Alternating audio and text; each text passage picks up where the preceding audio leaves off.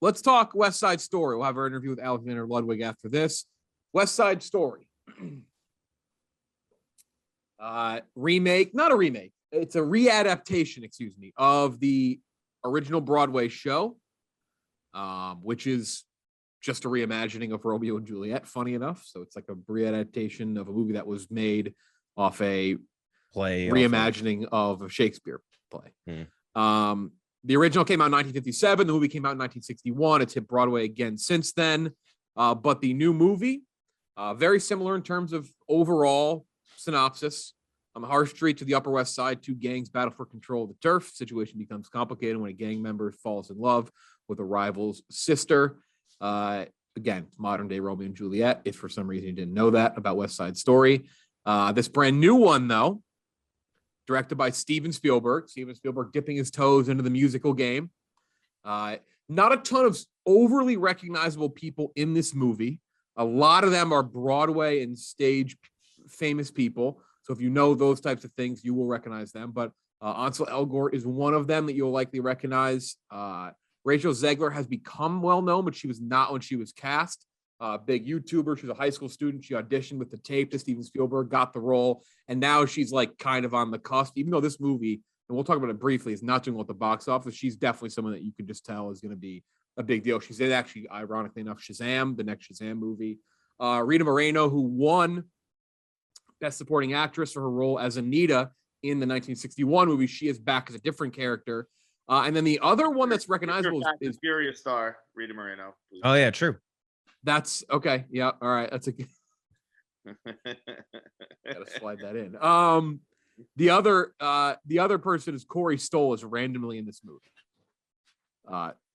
Easily the most random part of the movie. Corey Stoll. He was fine. Just like I just didn't remember him being cast this movie. It is very similar length, very similar structure. The script is much closer to it doesn't deviate that much, but it's much closer to the Broadway show, as opposed to the 1961 movie. That's why it's almost unfair to call it it's not really a remake of the 1961 movie, just a readaptation of the Broadway show. That movie did very well, won a shitload of Academy Awards. This for me is kind of like a tied for second. I'll break that tie when the year ends, but tied for second best movie I've seen this year. And I will just flat out say, I think it's better than the original movie. I think it flows better. I think it tells the story in a better, by like a hair. I want to note that a hair, the original is fucking really good, 93 out of 100 of the original movie for me. But I just think this movie flows in a way that is better. They're very different movies.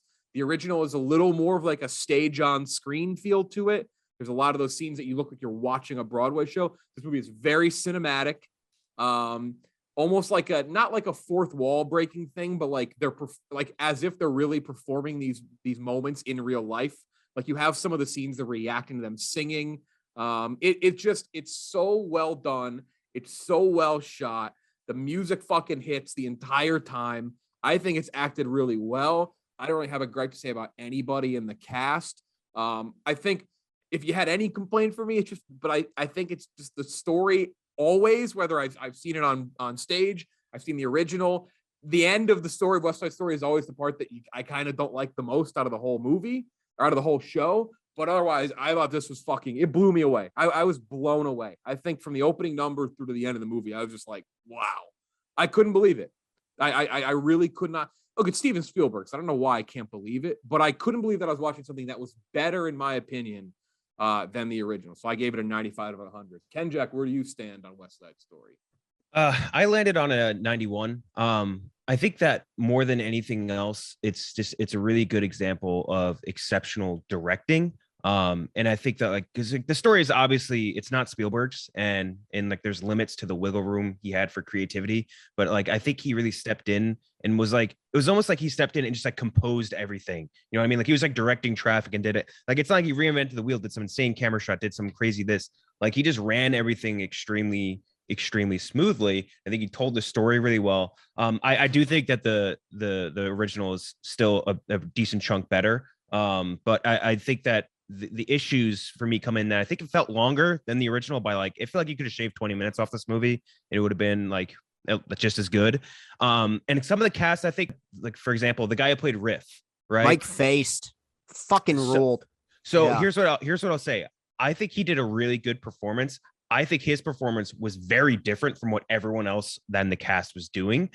He played him like he was acting on a Broadway play. Like he had that, dude, he had that like Broadway energy sort of to it. Everyone else is doing it as if it was a movie. And he was very much like, he had like the you're watching a high school play and like they all have like that weird sort of like extra bombastic, like spastic movement sort of thing. And he was doing that. And that kind of, it wasn't bad. It just was different from what everyone else is doing. And that kind of threw off the cohesion because how important riff obviously is to the story. But other than that, dude, it's like the production of this movie was fantastic. It really throws you into the time period like perfectly.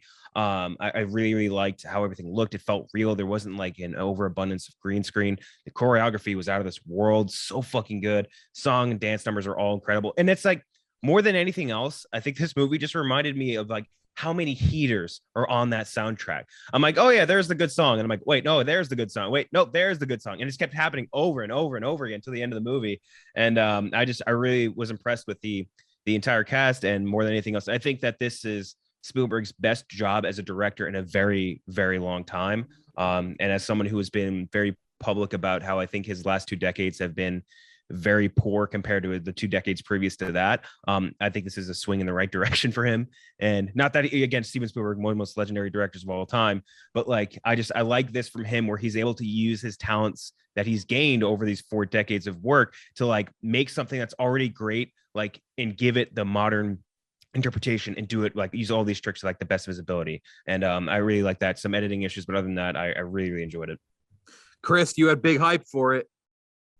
Yeah, I mean, I'll just say it. This will be my favorite movie of the year. I can lock it in substantially. I have it at a 97 out of 100. There is a personal bias here where like the 2 most influential movies / movie series from my childhood that got me into movies, it was the original Star Wars films and West Side Story. So there was an element to this that was Force Awakens-ish, where I was like, part of me just loves this because it exists, like just seeing this universe, hearing the soundtrack. But even beyond that, what's to me like, and there are issues to me with this movie that I think are fair, like, objective criticisms.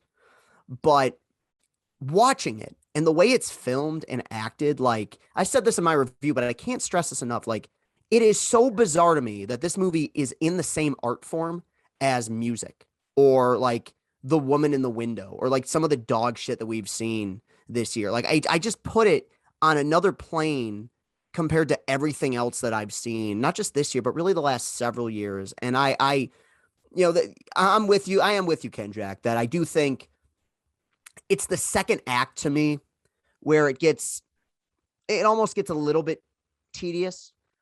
But the fact is, I think about that. I'm like, well, but it's so well directed the entire time. And you get to the end and it's just so moving. And these characters are so rich. And I don't know. This to me was like, it's easy source material to adapt because the story is so good. But they could have really fucked this up. Like I was very, and I don't know if it'll be on this podcast, go off at some point about some of the unfair criticisms people have about this. I tweeted it the other day. But they could have very easily put this in the modern age and made more on the nose allegories to modern stereotypes and modern, modern kind of clashing between cultures. And they didn't do that. They retold the story in a way that felt very organic to me. It hits all the emotional beats that the original hit. I can't even say whether or not it's better or worse, because I think that when you're grading classics, so much of it is based on how a movie is viewed over time. So I can't say definitively right now it's better than the original. Ask me in a few years, and I'll see this movie a bunch over the next several years. But I think it's absolutely magnificent. I would say it's the front runner right now to win Best Picture.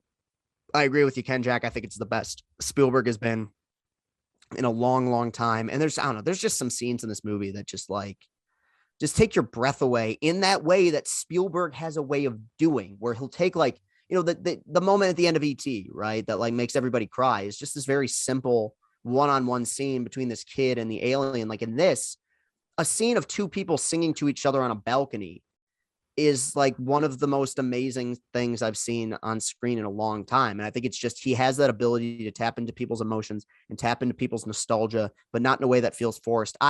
We can run down the list at some point, but I see Oscar nominations for like a lot of this cast. Like, Yeah, like I would right, imagine too. We'll get to them. I will say, I think that like the tedious end of the movie thing, that is kind of the interesting point. It's like, I think you maybe could have cleaned up the movie a little bit at the end, because I think that's just West Side Story. Like, Right. Any way Yeah. I've seen this production, you're always like, the end's always a little wonky. But I don't know if Spielberg want to do that. It's like, you risk doing that. You risk really just tanking it if you fuck with it too much at the end, because it still works. It's like not a detriment to the movie, but right. yeah. And the ending has always been wonky because it has to be. Like, it's not an uplifting film at the end. It's not. So like, there is something a little bit unsatisfying about the conclusion simply because of the way it wraps up. Ken Jack thought the original still better, still really like this one. I think this is better than the original. Chris, you lived up to the hype of his favorite movie. Now, a man who hasn't seen it and a man of Broadway. And I mean, that sounds like that you used to perform on Broadway. No, it means in an office where the bar is on the fucking floor, I've experienced the most Broadway. Is all I need. I don't know what any of you guys are talking about. I didn't. Now You didn't like this? Here's a few things. I didn't think you would like it. That was my prediction. What's that? I did not think you would like it. That was my guess. So it's not that I didn't like it. It's a movie that is not made for me. I like my musicals to be bombastic and loud, not so much stories told through song. This is the latter. Now, I had an interesting viewing experience. I told Jeff this earlier. I will tell it to you guys now. I started it. I have a screener for it. So I started it and I was like, you know what? Fuck that. I got to go see this in a theater. So I went to a 1:45 showing of it. I did not go out last night. I didn't do anything. I didn't leave my apartment last night. It was a perfect gray day to just stay inside all day. Nevertheless, as soon as Tone and Maria get on the subway to head uptown, I fell asleep. And I woke up after the fight. So I woke up and the Sharks are running in the streets from the police. And I was like, well, I can't keep watching because I don't know what the fuck happened. So I left the movie, which must have confused everybody in the theater. I was like, excuse me, get out of the way, as I packed up my seat. So I was like, I can't keep watching without knowing what has happened at that fight. So I went home and watched the rest, about, I'll call it 33% of the movie, a little more than that, maybe 40% of the movie, on the screener after watching the first 60% in the theater. So a unique viewing experience. However, the bangers you referred to, Ken Jack, I don't know. Tonight's fine. I did like that scene. I liked Tonight. That was the only scene. Well, actually, no, there were 3 scenes that jumped out at me. The Tonight scene, the scene in the gym, and then the scene where they're fighting over the gun. Those scenes to me were good, but they were almost Family Guy-esque in the sense where This is a Family Guy skit where they do that. Where they're doing something goofy, and then it's like it starts off and you're like, what's happening here? And then it goes on so long, you're like, actually, this is kind of sick. And that's how I felt, like particularly in the gun scene, where I was like, what is this dance fighting? Was I forget what the Brazilian dance fighting is? And then it went on so long where I was like, all right, I fuck with this. Okay, I can get down with this. So it was the movie as a whole. I honestly, most of my problems with the movie, I thought it was cool. I have no issues with the cinematography, all that shit. My issues with the movie are just the original screenplay. I think I have issues with, one, how quick Maria, not even a single question about how he killed your fucking brother. Yeah. Like, not even that's why I went home from the theater, is because I figured like the killing must have been an accident, or one of those, like he tripped and he tried to catch him but he fell and now he's catching the blame for a murder. Nah, he just stabbed that motherfucker in the heart. And then and like Maria just very quickly forgave him for it. And there was something else. There was I forget, there's another thing. And and probably because it's an older story, I don't subscribe, not even subscribe, I can't grasp the concept of falling in love this hard. Like Chino murdering over a chick he met one time. What are we doing here? And her Maria falling on top of him with the "Don't touch him" for a guy you've danced with under the bleachers once. Those storylines don't necessarily resonate with me. I got to respond to this. That's just a story too. Yeah, this is very interesting to me, and to be honest, I'm actually glad you have the opinion you have, John, because I think it's going to make for a better podcast. So much of what you're saying is hard to argue against. Like, I think I made this comparison. I might have even done it on this podcast. West Side Story is kind of like Star Wars in a way that nobody talks in other movies the way they talk in this one. You either are into it or you're not. So like all of your criticisms I'm hearing and I'm like, okay, you're not wrong. It's a difference of opinion. I disagree. And I think in fairness, I think it's important to have this opinion because this movie, and we'll talk about it, did not do very well over the weekend. And I think part of it is that it exists just in a different universe than almost any other movies. And back in 1961, when it was this big event, when movies, there was not the oversaturation that we have today. People bought into it. It's one of my parents' favorite movies and they loved the remake. I completely get your criticisms. I'll just say as somebody who is a diehard fan of the original, had they have done things drastically different, I would have been completely heartbroken because it would have taken a source material that I cared about and watered it down to a point where it wouldn't have been recognizable. I like, yes, there are things within the story that you just have to accept, the way that you have to accept in fucking Empire Strikes Back that Luke made out with his sister. But it's weird, but you just kind of accept it because that's just the story. It's the way it's told. Them falling in love fast, I get and I don't know. I understand. I can buy the first movie that's happened in. Right? It's not like what the hell, people fall in love quickly. Yeah, that's a pretty common. So that I don't have an issue accepting. It's just like it's an issue. Right, especially Romeo and Juliet. Like they do like same bullshit. Right. Yeah. Right. No, I get you completely. I did not like Shakespeare in high school. I haven't done much more research on the gentleman. But dude, because my fucking English teacher in high school used to make us read it in Shakespearean English, so I fucking hated that shit. But I didn't hate it. I don't want to come off as and the thing that pissed me off the most about not liking it is that I really wanted to like it. Because I went in like with really being like, fuck yeah, because I love musicals. Again, my shit's like I'm more of the loud concert musical where this kind of strikes me as more of a museum musical. And then I knew the people who were like complaining about it being too woke, even though it's a story that was told in the 60s and accepted in the 60s. It's the same exact story. Just to motherfuck those people. And I couldn't quite. I mean, it's in my score would be somewhere in the 70s.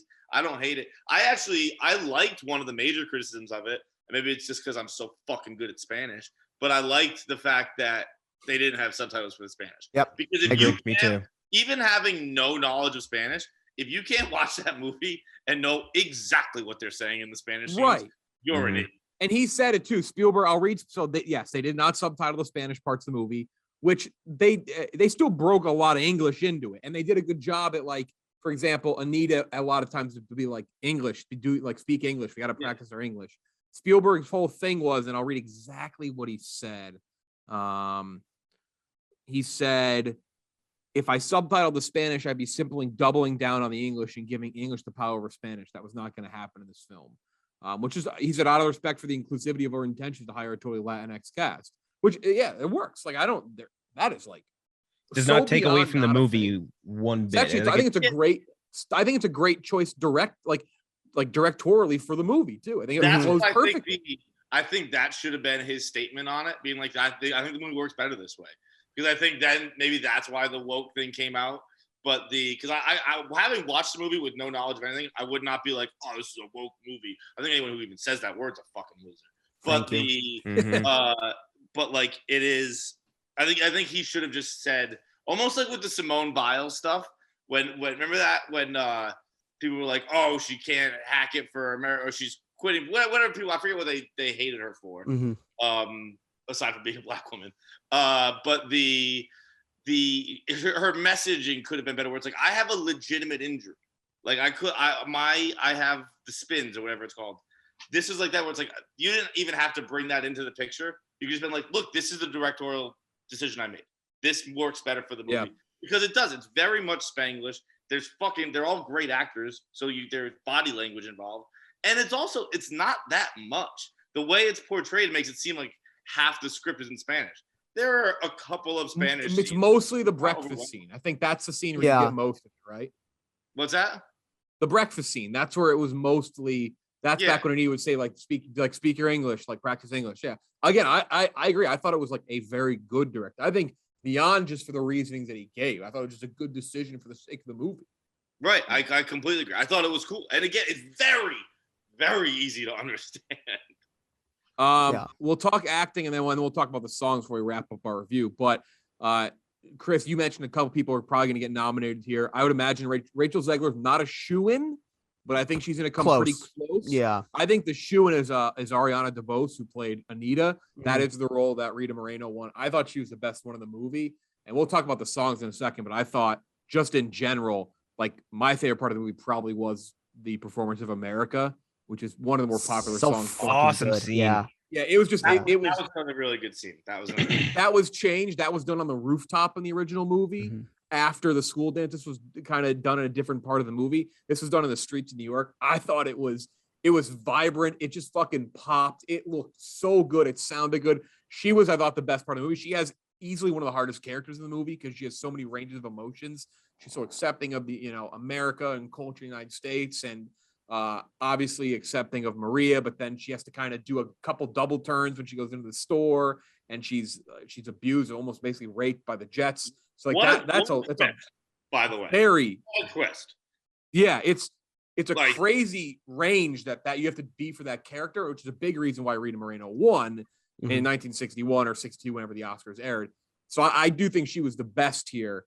Where did everyone else win? Was there anyone else that really stuck out? I got two. I think Mike Faced, because I think he should, and I think he might because it's not a great year. And I think he adds, I don't know, Riff was always my favorite character from the original. So I thought he was the best Riff I could possibly imagine. I'll give you one other one though.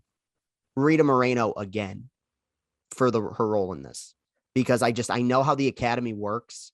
She has a pretty heartbreaking musical sequence, and they love taking aging actor who's been around forever. Yes. Who's in, do you remember American Gangster when Ruby Dee for 5 seconds? And I think she won a SAG award for it.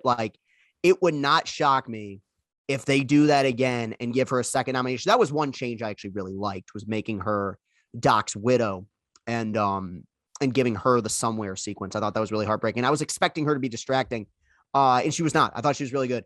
Wouldn't surprise me if they go with her there for a and the Academy absolutely just the biggest hard on with the idea that they can have West Side Story with somebody who won in the 60s and this legacy movie. That has to make them so fucking fired up to try and honor that movie again.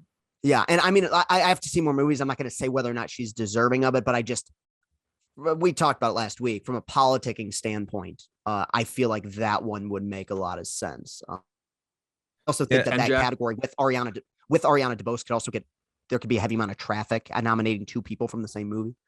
Yep. Yeah.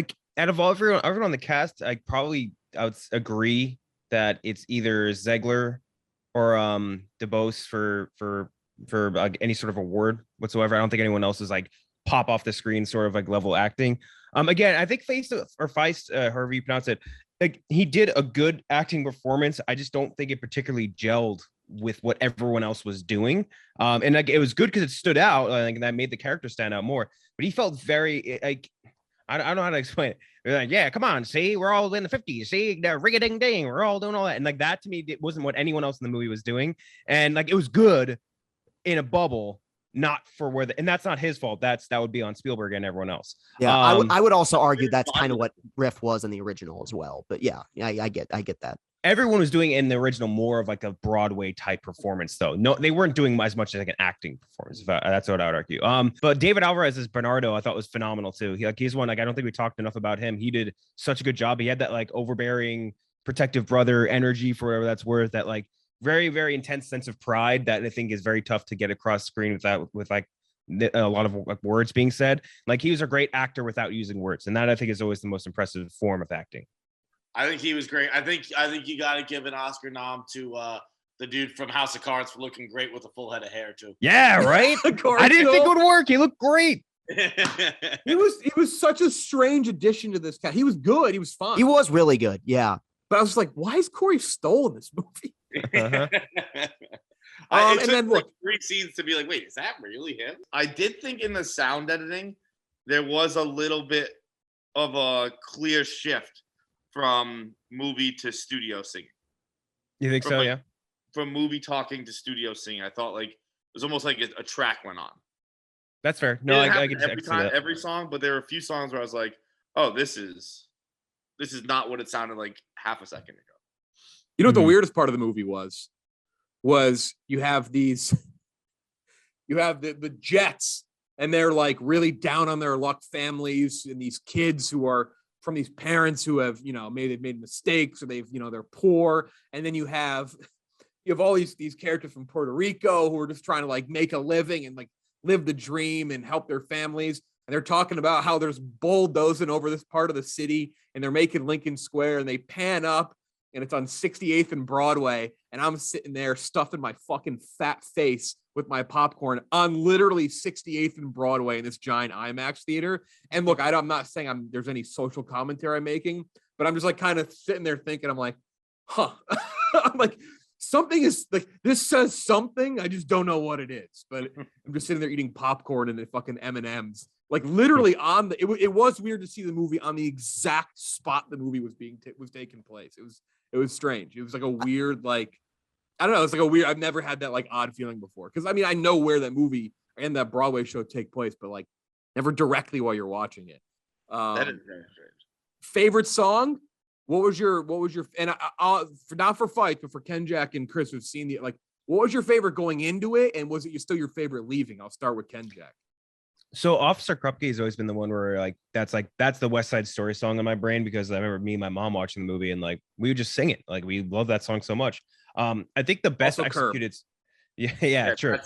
And what do you call it? But in this movie, I think the best executed song would be America, because the way that was shot, I thought was just so gorgeous. This actual like singing was as good as it was in the original. And I just love how like everything's like relatively like sort of like dragged down for the most part, but that one scene is so colorful, like with all the dresses and everything, and all like the back and forth between all of the people and everything.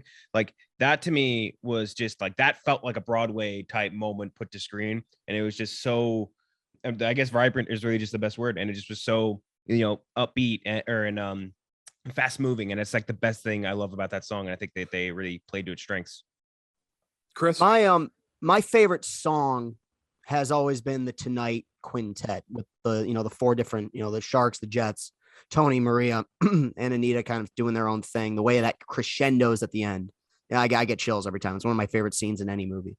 The best musical sequence, I would agree with Ken, Jack, is America. It felt like that was needed, because there's a lot of, I talked about last week. There's high stakes in this movie. Like really fucked up shit happens to people. You needed that middle of the movie, very lighthearted musical number. Krupke's like that too, but there's very like sincere undertones to Krupke. Like when you pay attention to the lyrics, America, I think one of the reasons why they took it off of the rooftop and brought it down to street level was that you could have more extras and you could make that very extravagant, bombastic number that maybe they didn't have for some other pieces. So now I would say that was the best done sequence, but the Tonight Quintet has always been my favorite song from the piece. Fights? I would agree with everything Castellano just said. The Tonight Quintet was fire, but it is. I wondered watching the movie, was there ever a time? Did they actually fight like that then? Did people show up with fucking chains and pipes? And just 15, 20 people on each side with a bunch of chains and pipes and hidden knives, and let's. I think so. That's Rumble. Crazy. If people actually fought like that, at any point of history, that's fucking insane. If you're wrapping chains around your shoulders to go to a fight, you're a lunatic. It absolutely. Wait till you watch the Warriors fights. I've seen Warriors, but I just figured that stuff was also cinematic. I think it being soaked with musical numbers makes it all the more absurd. I think that's what does it here. Yeah. So like, well, there's the bathroom scene where they're like recommending weapons, and one of them's like, "What about bricks?" I'm like, if every motherfucker brings a brick to this fight, y'all are gonna have your head bashed in 5 seconds into when you like one shot to the head with a brick, and every one of you is dead. Yeah. But no, I mean that is that I think one thing I did like about this, especially Corey Stoll's character as well acknowledges, is like how fucking dumb these guys are. Like the fact that Riff, like there's that scene where Riff gets the gun, and they're playing with it like it's a fucking toy, just tossing it around. Like I was gonna bring that up. Yeah, well, and real bad gun safety. I do think that is a very intentional thing, because one thing, even in the original and in this one as well, is like the look on Bernardo's face after he stabs Riff. There's that realization of like, oh shit, I was like, this was fun, and now something like this is the result of when you actually take this too far. And I think that's like a huge watershed moment in the movie, and they really acknowledge that here, that like what they're doing is so stupid, what they're fighting over is so dumb, and they really hammer that home here more so than in the original. Dude, so good at acting with his eyes, man. I'm telling you, that guy was phenomenal at that. I would say Maria as well. I'm America as well. Officer Krupke is always meaningful to me. One, because I enjoy it, but two, because I do think that episode of Curb is fucking hilarious. Did your theater give a laugh for it? We got a laugh. Oh yeah. Yeah. My theater was fucking that. Also, Upper West Side, it was a theater. It was a movie theater full of theater people, because at the end credits, they were mostly cheering for the people who nobody knew, because you could tell like they're friends that they know who are in the movie, and they're people they know from Broadway. But I'll give another one. I love. The dance of the gym is awesome, and Mambo is like one of my favorite musical scenes in any movie ever. And I thought they fucking crushed it with this one again. Like it just plays so well. So I love that. Also, as I'm leaving the theater, behind me, I hear this couple, and the male goes to the female. He's like, man, he's like, I don't know why they changed the gym scene. And I'm thinking, like, what did they even change? Like it's almost to a T. Like it's the same songs and everything. And he's like, it's just strange. Like it's such an iconic moment when the floor opens up and they fall into the pool. I'm like, what? You're thinking of It's a Wonderful Life. Yeah, that's a whole different movie. They fall into the pool and It's a Wonderful Life. Like, what do you? This person must have just watched that movie or it's because it's Christmas time. But it's like, oh man, why do they? When they fall in the pool, it's such an iconic moment. Like that's a whole different movie, my friend.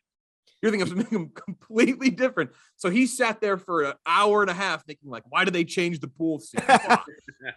You know, it was an exceptional scene I want to know before I forget it is and this is my favorite scene of Riff's, is the scene where he buys the gun and like that guy behind the bar puts like the gun to his head and like he has like that very like come to God moment, and like that I thought was such a fucking cool scene and exceptionally well acted by I'm just not gonna say his name anymore. I'm not gonna bother pronounce it because one of us is wrong, gonna end up being wrong and someone's gonna yell at us.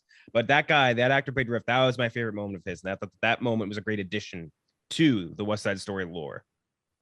Yeah, again, we'll wrap up here. We'll do our last interview, then we'll go. But it was, for me, from who liked it, I was blown away by much. Also, Brian Darcy James, who played the reporter Matt Carroll in Spotlight, he was Krupke.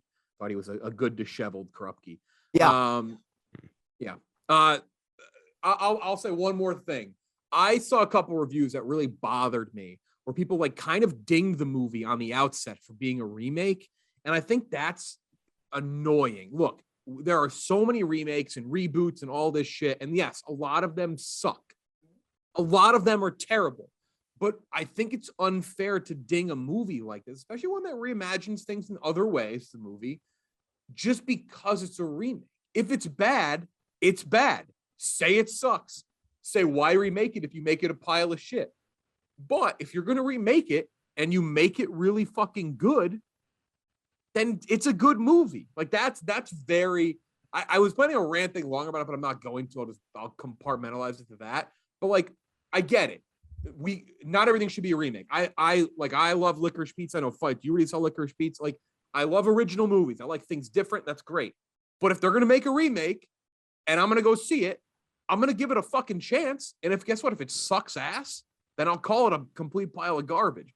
But if it's good, it's good. If it's great, like if it's good, it's good. Like don't say, oh, it's great, but it's a remake, so I'm gonna be like snobby about it. It's like there's why? sort of like a built-in sort of I think preconception for remake culture, right? Where it's like they're just doing this to make money, they're just doing this to do that. Like I think we've always been of the mind of like if you're remaking a beloved property or really just remaking anything, as long as you like have a reverence for it and are doing it with something to say or something to add, like remake anything. Like you know what I mean? And like that's totally fine as long as you're trying to do something. If you're just remaking it to be a cash cow, then yeah, you're a fucking asshole. But I don't think that's the case here. That's long been a stance of mine too. I always, at a very young age, I hated the it ruined. Don't make a sequel. It ruined the first one. Right. It's impossible. If the first was good, a sequel can't ruin it. You cannot like the sequel, but the first is still fucking good. And I'm that way now with remakes because I feel like it's a catch-all that's used. Is the first one was good? It didn't need to be remade. Well, no. I mean, the first one never needed to be made. Like that, nothing Right, needs to yeah. happen ever. Yeah. But let's give it a try with the new technology we have now. I do have a take on this. I'm with you completely. Like Not the even remake, not even technology, but also there are so many fucking great movies that me and many people younger than me or older than me would never consider watching just because it's an older movie. The thought never crossed my mind to watch West Side Story. And if it was not remade to introduce or to show to a whole new generation of people, tons of people wouldn't see it. There's nothing wrong with that in my eyes. yeah, I think that I agree with you. Like the whole notion I say is the original's always going to be there. Like it's not like they're going to burn every copy of the original film just because they remade it. It's the same with sequels and reboots. Like The Dark Knight's my favorite movie. I hate Batman versus Superman. Batman versus Superman does not ruin The Dark Knight for me. I know it's the same character, but like I think that with this one, it's a little bit different and it's unfair to West Side Story. But recent musical remakes have been those Disney remakes. And I think mainstream audiences have been really soured by those and really let down by Lion King and Aladdin and Beauty of the Beast. So when they hear that a famous musical is being remade, I think what their mind kind of goes to are those admittedly billion dollar box office movies that just kind of watered down the original. And the other thing too is it's not like they're remaking a movie from 10 years ago. This isn't some like reboot of a franchise. The original West Side Story is 60 years old. So I think that like if there is a time to remake a story, like there should be some sort of and statute of readapt the limitations. Broadway show, right? Like Right, yeah. So I'm with you. I think there is that contingency of people that like to bitch and moan, but I do think that to a certain extent, a lot of people have been soured by some of the recent musical adaptations. I would laugh very hard if the stakes that were required to remake or do a sequel are if it's bad, you have to burn all copies of the original of like the previous movie. It's like if it's bad, you have to destroy the first movie. Like nobody can watch it. Right. So that's West Side Story. Ken, Jack, myself, Chris loved it. Chris and I really fucking liked it. Fights, musical theater guy in the 70s, you said. Yeah, it was good. It was good, but I'm a party concert musical. This was a little more storytelling musical. Next week we have Spider-Man No Way Home. I don't know if we'll do an immediate reaction on Thursday night. Look, could it do well numbers wise? Maybe. Do I really want to do a podcast late at night? I'm not sure Ken, Jack, and I really want to. So we'll see. We'll see how it is. What day and what time are you guys seeing it? We're seeing it at 8:00 Thursday. Myself, Ken, Jack, Robbie, and like 12 other people from our office are going. Maybe we'll walk out of the theater and we'll look at each other and say, let's do a reaction pod. If not, we'll have one Sunday. There you go. I got about